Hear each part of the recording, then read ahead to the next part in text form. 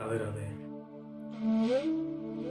जैसा कि आप सबका भाव है, एकादशी के विषय में चर्चा हो, तो आज जैसा कि आप सब जानते ही हो, आज षटतला एकादशी है। और जैसे कि एकादशी का महात्मा जानने की जिज्ञासा मन में है। एकादशी जो है, वैसे तो हमारे सनातन धर्म में अनेक प्रकार के व्रत हैं। कई देवताओं के व्रत उपवास हमारे सनातन धर्म में किए जाते हैं। मंगल है, बुध है, गुरुवार का है, शुक्रवार का है, इत्यादि इत्यादि अनेक प्रकार के। परंतु हम वैष्णवों में जो व्रत है वो है श्री एकादशी का। आज षटतला एकादशी है। आज के दिन तिल का बहुत महत्व है। शास्त्रों में वर्णन है कि तिल से स्नान किया जाए और तिल को खाया जाए और तिल का ही दान किया जाए आज के दिन। शास्त्रों में बहुत वर्णन है तिल की महिमा का आज के दिन का।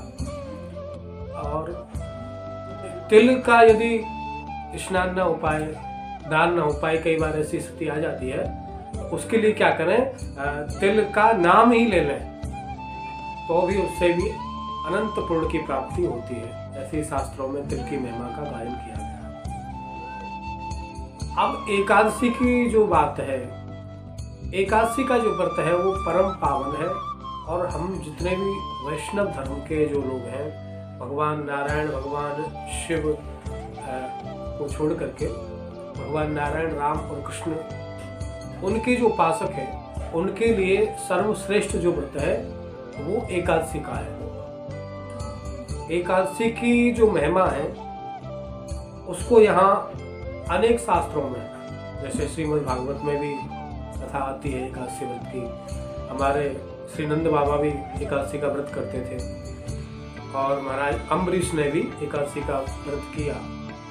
तो श्रीमद् भागवत में, मत्स्य पुराण में, पद्म पुराण में, ब्रह्म वैवर्त पुराण में और अनेक पुराणों में एकादशी के व्रत का वर्णन है। तो आज एकादशी है, तो एकादशी का जो महात्म्य है, क्या नियम है, कैसे एकादशी प्रकट हुई भगवान के द्वारा, भगवान के श्री विग्रह से ही एकादशी माँ का प्राकट हुआ है। इन सब विषयों पर आज आप सबको बताएंगे, चर्चा करेंगे, आपकी जिज्ञासा है जैसे। और एकादशी का क्या महत्व है, किस किसने इस व्रत को किया, भगवान को क्यों प्रिय है और किन किन वस्तुओं का त्याज्य है। जैसे बैगन, कई लोग प्रश्न करते हैं कि आपने भी प्रश्न पूछा था कि बैगन क्यों नहीं खाना चाहिए। बैगन का शास्त्र में निषेध माना गया है और एकादशी के दिन तो विशेष ही निषेध है। बैगन का स्पर्श भी नहीं करना चाहिए, सोना नहीं चाहिए, इत्यादि जितने भी नियम हैं, किसने व्रत को किया, तो उन सब का वर्णन श्रवण करेंगे। लेकिन थोड़ा शास्त्रों में, अनेक शास्त्रों में वर्णन आया है, तो बहुत बड़ी इसकी कथाएं हैं। तो कथा के माध्यम से श्रवण करेंगे एकादशी के महात्म्य का। तो यहाँ एक भक्तमाल में कथा आती है। अयोध्यापुरी जो है, वहाँ की एक राजा है जिनका नाम है रुक्मांगद। अयोध्या नरेश महाराज रुक्मांगद जो थे, उनकी जो एकादशी की निष्ठा थी, उसके विषय में यहाँ भक्तमाल में प्रियादास जी और नाभाजी वर्णन करते हैं कि रुक्मांगद जो महाराज हैं, उनके यहाँ एक बहुत सुंदर उपवन था, बगीचा था, और उसमें इतने सुंदर सुंदर जो है वृक्ष थे, सुंदर सुंदर पुष्प आते थे उसमें। और वो पुष्प इतने सुंदर थे कि उनकी गंध जो है वो स्वर्ग तक जाती थी। इतने दिव्य सुगंधित पुष्प थे। तो उस सुगंध को लेकर के जो देवता थे, जो अप्सराएं थीं, वो रात्रि के समय उपवन में आते थे बगीचे में, और उन पुष्पों को तोड़ करके क्योंकि इतने सुंदर पुष्प थे वो, रंगीन, और इतनी दिव्य सुगंध थी कि उनको वो तोड़ करके और ले जाते थे स्वर्ग में। अब राजा को भी पता पड़ा, बगीचे में देखा कि रात्रि के समय, संध्या के समय सारा दिन फूल रहते हैं, परंतु रात्रि होती है और जैसे ही प्रातःकाल होता है तो पता नहीं फूल सारे कहाँ चले जाते हैं। मालियों से भी राजा ने पूछा, लेकिन माली बोले महाराज पता नहीं, रात्रि तक तो हम देखते हैं और सुबह होते ही पता नहीं कहाँ चले जाते हैं। इस रहस्य का किसी को पता नहीं पड़ा। एक दिन की बात है, एकादशी का दिन था, तो कुछ अप्सराएं जो है वो देव लोक से आई और उन फूलों को तोड़ने लगी, और जैसे ही ब्रह्म मुहूर्त होने वाला था तो वो अप्सरा देखा कि अब प्रातःकाल होने वाला है, तो वो वहां से चलने लगी, तो उसका पैर जो था वो एक बैगन के वृक्ष में, कांटे उसके पैर में लग गया बैगन का, और उस बैगन के कांटे को लगने से ही उसके सारे जो पुण्य थे वो क्षीण हो गए। क्योंकि स्वर्ग की प्राप्ति कब होती है? जब हमारे पुण्य जो है वो बढ़ते हैं तभी तो स्वर्ग मिलता है, और पुण्य जब बढ़ेंगे तो स्वर्ग की प्राप्ति होगी, और पाप करोगे तो नरक की प्राप्ति होगी। तो देवताओं को स्वर्ग तभी मिलता है जब ये सुकृत करते हैं, पुण्य करते हैं। तो जैसे ही एकादशी का दिन था और वो उसके पैर में वो बैगन का जो कांटा है वो लगा, उसके जितने भी वो पुण्य थे, सुकृत थे, वो सब नष्ट हो गए। और देवताओं की यही स्थिति है कि खिगणे पुण्य मृत्यु लोके विशंति। देवताओं के जब पुण्य खत्म हो जाते हैं तो उनको भी धक्का दे करके स्वर्ग से नीचे भेज दिया जाता है। तो उसके बैगन का जो कांटा लगा एकादशी के दिन, उससे क्या हुआ, उसके सारे जो पुण्य हैं वो अप्सरा के नष्ट हो गए। अप्सरा कोई साधारण नहीं थी, कौन थी? उर्वशी, जिसको भगवान ने प्रकट किया अपने उरु से, इसीलिए नाम पड़ा उर्वशी। अब वो उर्वशी नाम की जो अप्सरा थी उसके पूर्ण क्षीण हो गए, तो और जो अप्सराएं थी वो तो सब उड़ गई, वो वहीं रह गई, क्योंकि उसके पुण्य खत्म हो गए, और पुण्य खत्म हो गए तो उसकी शक्ति भी क्षीण हो गई। अब वो हमारी तरह ही साधारण मानवों की तरह हो गई, उसकी जो शक्ति थी वो क्षीण हो गई। अब प्रातःकाल जब हुआ, अब वो वहीं पड़ी रही, तो माली लोग आए, उन्होंने देखा। तो मालियों ने जब देखा कि ये अप्सरा पड़ी है तो राजा को जाकर के ये वृत्तांत बताया, तो राजा भी दौड़ करके आए।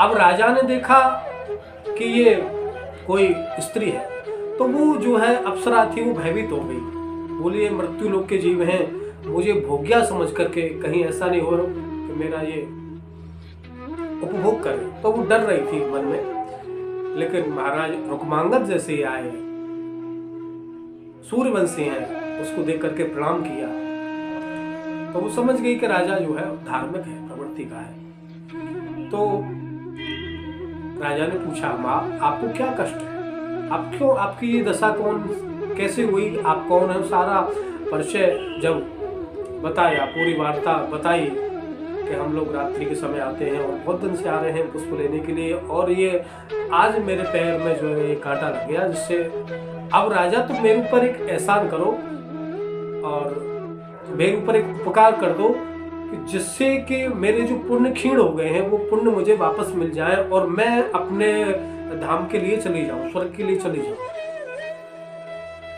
अब राजा ने कहा कि ऐसा मैं कौन सा कार्य करूं जिससे कि आपको मैं आपके धाम के लिए भेज दूं, कौन सा पुण्य करूं?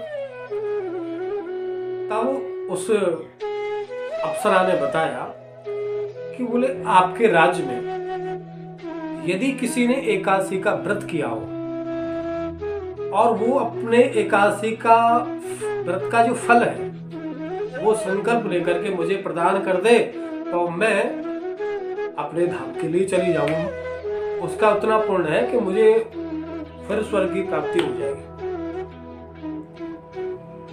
अब राजा ने कहा कि एकादशी व्रत क्या होता है, क्योंकि मेरे राज्य में तो इसको कोई जानता ही नहीं है, एकादशी क्या होती है, कैसे किया जाता है। तो यहाँ प्रश्न उठता है कि एक बैगन के स्पर्श से, केवल बैगन का एक कांटा उसके पैर में लगा और उसके अप्सरा के, उस देवांगना के सारे जो सुकृत है, पुण्य है, वो नष्ट हो गए। तो बैगन को इसीलिए हमारे शास्त्रों में त्याज्य माना है, निषिद्ध माना गया है। यो भक्षन्ति वंतकांकम तस्य दूरो रतो हरि। जो बैगन का सेवन करते हैं उनसे हरि बहुत दूर अवस्थित हो जाते हैं, भगवान दूर हो जाते हैं। और यत्र मदम तथा मासम तथा वृंतकाम मूले निवेद्येतेन यत्र हरेर कांति कीरति। अब यहाँ वर्णन आता है शास्त्रों में कि जो एकादशी के दिन सुरा मदरा का पान करते हैं या मांस का स्पर्श भी करते हैं या बैगन का सेवन या स्पर्श करते हैं, मूली का जो निवेदन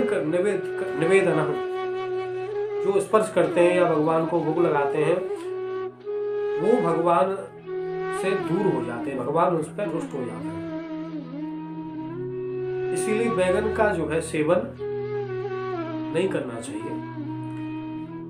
और एकादशी की बात तो छोड़ दी जाए, अन्यत्र तिथियों में भी वैष्णवों को बैगन का सेवन जो है वो शास्त्र के अनुसार नहीं करना चाहिए।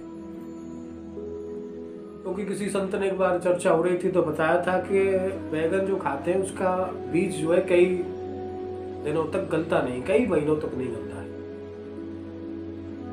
शायद 3-4 महीने का वो गलता नहीं है।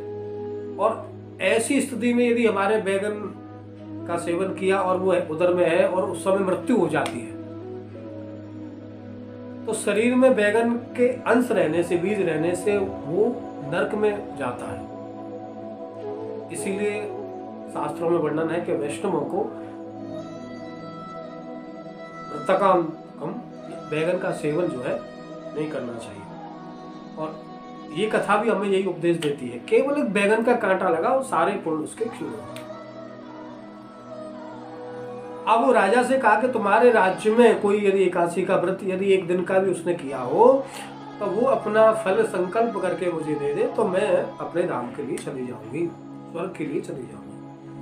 अब प्रश्न ये उठता है कि राजा के राज में कोई, उस समय ये सतयुग की बात है, अयोध्या के राजा थे, तो राजा के राज में कोई भी व्रत को न जाने, व्रत को कोई जानता ही नहीं था।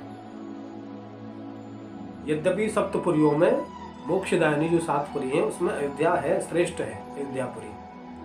और राजा भी कोई साधारण नहीं है, परम वैष्णव राजा है, सूर्यवंशी है। पर इनके राज्य में कोई एकादशी को भी नहीं जानता था एकादशी है क्या, क्योंकि सतयुग का समय था, लोग जो है वो योग और ज्ञान में उनकी प्रवृत्ति थी। रामायण में ऐसा वर्णन है, कृतयुग सब जोगी विज्ञानी कर हरि कथा धर ध्यान तरहि भव प्राण। क्योंकि सत्युग के समय सब ज्ञानी थे और योगी थे, भगवान की भक्ति में इतने प्रवृत्त थे कि उनका सहज में ही उद्धार हो जाता था। अब एकादशी के व्रत को ज्ञान योग समाधि की अपेक्षा गौण मानकर इसीलिए उस समय उदासीन थे, तो कोई नाम जो है नहीं जानता था। तो राजा ने कहा बोल ठीक है, वैसे तो हमारे राज्य में कोई एकादशी करता नहीं है, पर मैं प्रयास करूंगा। यदि कोई बोले कोई गलती से भी यदि कल भूखा रह गया हो, कल एकादशी थी, तो जान कर नहीं अनजाने में भी यदि किसी से व्रत हो गया हो, कुछ खाया नहीं हो, तो वो भी यदि अपना मुझे फल दे दे तो मैं स्वर्ग के लिए चली जाऊंगी। तो राजा ने कहा ठीक है देवी, तुम चिंता ना करो, हम तुम्हारे लिए जितना हो सकेगा प्रयास करेंगे। तो राजा ने अपने सेवकों को बुलाया और नगर में ये घोषणा कर दी, फेर नप डोड़ी सुन बन के बजाई है। तो राजा ने अपने पूरे नगर में ये घोषणा करवा दी, डोरी पिटवा दी कि कल किसी ने यदि अन्न नहीं खाया हो, जो भूखा रहा हो, वो आकर के हमसे मिले। पूरे राज्य में देख करके आओ, ऐसा कोई प्राणी है क्या?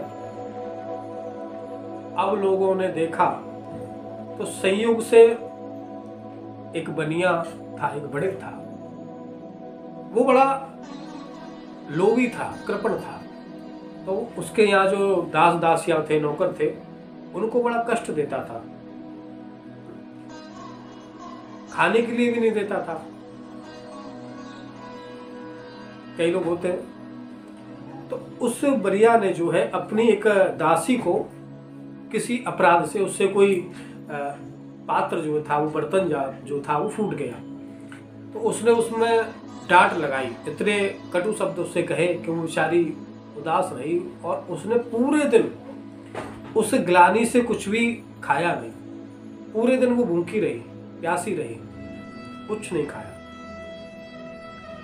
और जब ये बात राजा को पता पड़ी तो राजा ने उसको बुलाया, पूछा, तो उसने सारी अपनी बात बताई। तो राजा ने कहा ठीक है, तुमने कुछ नहीं खाया है ना कुछ पिया है, कल तुम्हारा व्रत ही हो गया।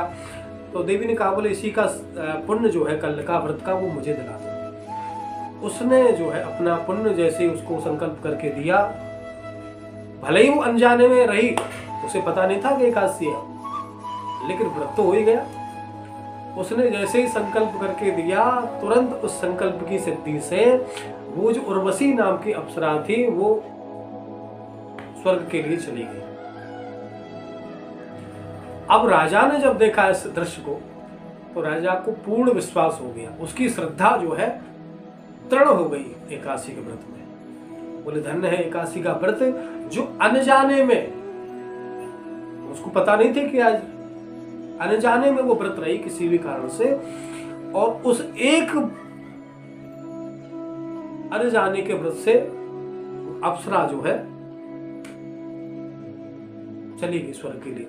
तो राजा ने कहा यदि हम श्रद्धा से और भक्ति से इस व्रत को करें तो कहना ही क्या है। तुरंत राजा ने अपने सेवकों को बुलवाया और ये घोषणा करा दी राज्य में कि हमारे राज्य में आज के बाद कोई भी एकादशी के दिन अन्न नहीं खाएगा। सबके लिए एकादशी का व्रत करना अनिवार्य है। केवल बच्चों को छोड़ करके, जो 8-9 वर्ष के बच्चे हैं उनको छोड़ करके, और जो 90 साल तक के वयोवृद्ध हैं, शास्त्र की ऐसी मर्यादा है, यदि 9 वर्ष से छोटा बालक है तो उसके लिए तो कोई बात नहीं है, और 90 वर्ष से यदि कोई ऊपर है उसके लिए भी कोई बात नहीं है। अन्य जो लोग हैं उनको सबको एकादशी का व्रत करना चाहिए। तो राजा ने यह घोषणा कर दी कि मेरे राज्य में यदि कोई अन्न खाएगा एकादशी के दिन तो मैं उसे समाप्त कर दूंगा, उसे बांध करके मार दिया जाएगा। अब राजा का ऐसा प्रभाव, तो राजा के भय से अब कोई भी महाराज अन्न नहीं खावे एकादशी के दिन, सब व्रत करें। क्योंकि एक तो कुछ लोग तो भय से भी करने लगे, कुछ लोगों में तो श्रद्धा थी, कई लोग तो श्रद्धा से करते हैं, कई लोग भय से भी करते हैं। सर्व पाप प्रस्मनम पुण्यात्मकम तथा गोविंद स्मरण नाण मेकाद श्याम पोषणम। ब्रह्म वैवर्त पुराण में एकादशी के दिन उपवास करना पापों को नाश करने वाला होता है, अत्यंत पुण्य कारक है, और मनुष्य को भगवान का स्मरण कराने वाला होता है, भगवत प्राप्ति कराने वाला होता है। ऐसा लोगों में विश्वास और श्रद्धा हो गई। कई लोग तो श्रद्धा से करते हैं, कई लोग, अब डॉक्टर यदि मना कर दे तो फिर देखो, वैसे कहो कि एकादशी का व्रत कर लो तो नहीं किया जाता है। हमारे जो शास्त्र हैं उनमें जो भी नियम है उनमें वैदिक कारण तो है ही, आध्यात्म तो है ही, लेकिन उनमें कहीं ना कहीं वैज्ञानिक कारण भी हैं। ऐसा नियम है कि हम रोज भोजन करते हैं तो हमको महीने में कम से कम 2 दिन भूखा रहना चाहिए, जिससे हमारे शरीर जो है स्वस्थ रहता है, बीमारियों का नाश होता है। तो हमारे जो ऋषियों ने जो नियम ये बनाए हैं, चाहे वो तिलक धारण का है, चाहे व्रत करने का है या उपवास का है, धर्म तो है ही, धर्म के साथ साथ में विज्ञान भी है, दोनों पहलू जुड़े हुए हैं। तो कुछ लोग तो श्रद्धा से व्रत करने लगे और कुछ जो है राजा के डर से, बोले राजा को पता पड़ गई किसी ने शिकायत कर दी तो हमको वो समाप्त कर देगा। इस तरह से सभी लोग राजा के राज्य में व्रत करने लगे और दिव्य व्रत जो है होने लगा। और व्रत करते करते अब जितने भी लोग थे वो सब जो है भगवत धाम को जाने लगे, क्योंकि एकादशी कितनी महिमा है। अब ये बात जब पता पड़ी यमराज जी को, तो यमराज जी का तो महाराज सब कारोबार ठप हो गया, पूरा नर्क जो है विभाग बंद हो गया, ताला लग गया। अब यमराज जी घबरा गए, क्या करूं? ब्रह्मा जी के पास गए, बोले महाराज कोई उपाय करो। बोले क्या क्या होगा? अरे बोले हमारा तो पूरा ये नर्क विभाग ही बंद हो गया, अब तो ये ऐसे राजा ने ऐसा नियम बना दिया है कि सब एकादशी करते हैं और सब भगवान के धाम को चले जाते हैं, हमारा तो जो है ये धंधा ही चौपट हो गया सब। तो ब्रह्मा जी ने कहा कि भाई ये सब भक्ति की महिमा है, भगवान के व्रत की महिमा है, होने तो अच्छी बात है, लोगों का कल्याण हो रहा है। बोले लोगों का तो कल्याण हो रहा है लेकिन मेरा तो नुकसान हो रहा है, महाराज मैं आपकी शरण में हूं, कृपा करो। जब बहुत अनुनय विनय किया तो ब्रह्मा जी ने कहा ठीक है, इसके लिए हम उपाय करते हैं। और एकादशी की महिमा बढ़ाने के लिए ब्रह्मा जी ने एक मोहिनी नाम की स्त्री को प्रकट किया। मोहिनी मतलब जो सबको मोहित कर ले, जिसे देख करके सब मोहित हो जाए, ऐसी मोहिनी को भेजा पृथ्वी पर। और वो मद्राचल पर्वत पर मोहिनी पहुंच गई तो वहां जाकर के राजा को वो मिली, रुक्मांगद को, और राजा देख करके मोहित हो गए। तो राजा ने कहा कि तुम मेरी पत्नी के रूप में मैं तुम्हें स्वीकार करना चाहता हूँ। तो मोहिनी ने शर्त रखी कि बोले मैं तुम्हारी शर्त मुझे स्वीकार है, लेकिन मेरी एक शर्त है। क्या? बोले मैं जो कहूंगी तुम्हें वो करना पड़ेगा। तो राजा ने बोले कहा ठीक है, प्रेम में आसक्त हो गए, मोहिनी को देख करके मोहित हो गए। बोले ठीक है, तुम जो कहोगे वो हम करेंगे। तो राजा उसको राज्य में ले आए। अब पत्नी जो संध्यावली थी, इनका जो अंगद नाम का पुत्र था, उसने भी पूजन किया, स्वागत किया और वो रहने लगी। अब एकादशी आई तो महाराज शहर में राजा की घोषणा हुई। एक दिन पहले ढिढोरा पीटा गया। बोले कल एकादशी है, कल सब सावधान रहे, सबको व्रत करना है, कोई भी अन्न नहीं खाएगा। अप्सरा ने कहा कि ये क्या हो रहा है, कल ये क्या है? बोले हमारे यहाँ नियम है मेरा कि हमारे यहाँ सब एकादशी का व्रत करते हैं, कोई अन्न नहीं खाता है, यहाँ तक कि जल भी नहीं पीते हैं लोग, निर्जला रह करके व्रत करते हैं। बोले देखो तुमने मुझे वचन दिया था कि तुम मेरी सारी बात मानोगे, तो तुम्हें मेरी बात माननी है कि एकादशी का व्रत जो है तुम नहीं करोगे। राजा ने कहा देवी ये तुम क्या कह रही हो? ठीक है, मैंने तुम्हें वचन दिया है, मैं क्षत्रिय हूं, हमारी रीति है कि प्राण चले जाए वचन नहीं जाए, लेकिन तुम इसकी जगह मुझसे और कोई वचन मांग लो, मैं एकादशी के व्रत को तो नहीं छोड़ सकता। तो उसने कहा ठीक है, यदि तुम इस बात को नहीं मानते हो राजा, तो तुम्हें दूसरी बात माननी होगी। क्या? बोले दूसरी बात यह है कि दूसरी शर्त है कि तुम्हारा जो ये बेटा है धर्मांगद, उसका सिर तुम काट दो और काट करके मुझे दे दो। अब राजा बड़े धर्म संकट में पड़ गए। बोले यदि सर काटूं तो बच्चा नष्ट हो जाए, और यदि एकादशी को छोड़ूं तो मेरा धर्म नष्ट हो जाए, एकादशी व्रत को कैसे छोड़ूं? बड़े धर्म संकट में राजा पड़ गए, उदास हो गए, क्या करूं, क्षत्रिय है, प्रतिज्ञा नष्ट हो जाए। तब जो है उनका पुत्र वहां आया और चरणों में प्रणाम किया। बोले पिताजी ये शरीर धर्म कमाने के लिए मिला है, ये शरीर मेरा तो सौभाग्य है जो आपके धर्म की रक्षा के लिए मेरा शरीर काम में आएगा। आप अपनी निष्ठा को, एकादशी के व्रत की जो निष्ठा है आप उसको मत छोड़िए, ये शरीर नश्वर है, मेरा शरीर आप ले जाइए, मार डालिए मुझे। रानी भी आ गई और रानी ने भी, संध्यावली ने भी धर्मांगद की वचनों का समर्थन किया, अनुमोदन किया। बोले महाराज संतान को मार दीजिए, धर्म की रक्षा करिए, एकादशी को मत छोड़िए। राजा ने कहा यही तो मैं चाह रहा था। और ऐसे धर्मात्मा राजा जो एकादशी व्रत के लिए अपने पुत्र को मारने के लिए तैयार हो गए, धर्म की रक्षा के लिए। इसीलिए तो मोहिनी को भेजा था परीक्षा लेने के लिए राजा की। तो जैसे ही तलवार राजा ने निकाली बेटे को मारने के लिए, पृथ्वी कांप उठी और उसी समय स्वयं भगवान प्रकट हो गए, भक्त वत्सल भगवान स्वयं प्रकट हो गए और राजा को अपने हृदय से लगा लिया। बोले धन्य है राजा तेरी एकादशी व्रत की निष्ठा को, धन्य है तेरी भक्ति के लिए। तूने तो धर्म की रक्षा की है, जो एकादशी व्रत में तेरी इतनी निष्ठा है। चल अब तू मेरे धाम को चल, चलो धाम मम बैठ बेमाना, मैं तेरे लिए विमान लेकर के आया हूं और तुझे लेकर के अपने धाम के लिए जाऊंगा। मेरा जो नित्य वैकुंठ है उसमें तुझे मैं ले जाऊंगा। रुक्मांगद चरणों में गिर गए। बोले महाराज इकलो नहीं जाए हूं भगवान। बोले महाराज मैं अकेला नहीं जाऊंगा। भगवान बोले क्यों?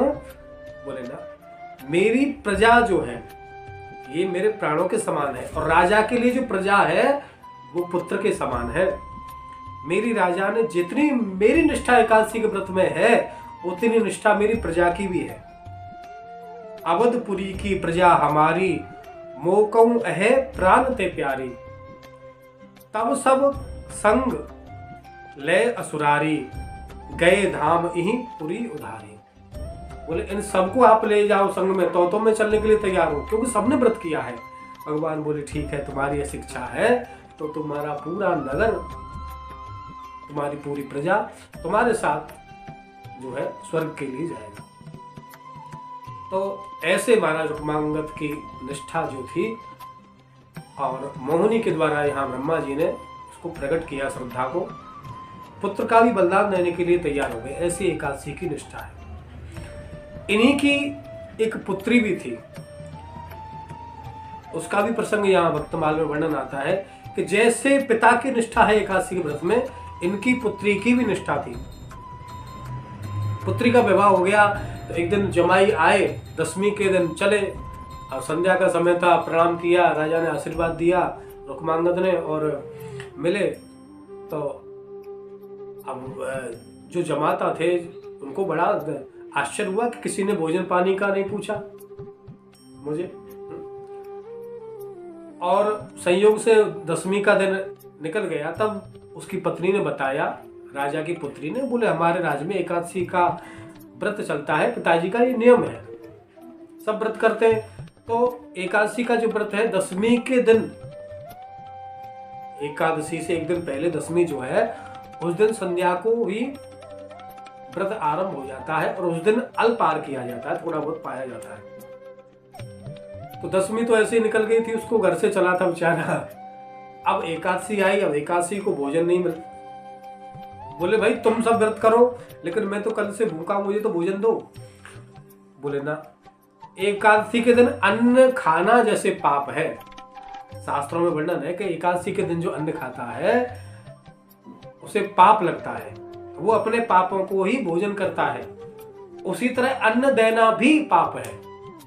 तो बोले ना तो हम अन्न खाते हैं, न जल पीते हैं और ना तुम्हारे लिए ही दिया जाएगा।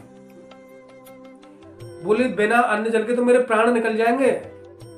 बोले प्राण निकल जाए तो भले ही निकल जाए, और इससे अच्छी बात और क्या होगी। आज एकादशी का दिन है, यदि आज प्राण निकल जाए, आज मर जाओ, इससे बड़ी बात और क्या होगी, तो भगवान के धाम को जाओगे। अब बेचारा भूखा प्यासा कष्ट में रहा और संयोग से ऐसा हुआ कि उसके प्राण ही निकल गए और वो भगवान के धाम को ही चला गया। तो कहने का तात्पर्य यही है कि एकादशी में इतनी जो है दृढ़ निष्ठा राजा की है और राजा की प्रति है। इस तरह से एकादशी का जो है वो बड़ा दिव्य महात्मा है। तो अब महात्मा थोड़ा बड़ा है तो समय भी, और आज एकादशी भी है तो एकादशी का महत्व का अभी भगवान के और भी भक्त हुए नामदेव जी, उनका भी चरित्र हम सुनेंगे, क्योंकि एक दिन में तो कहना संभव नहीं है। तो आगे इसकी चर्चा हम करेंगे और भी भगवान के द्वारा किस तरह से जो है एकादशी का व्रत हुआ उसकी चर्चा करेंगे।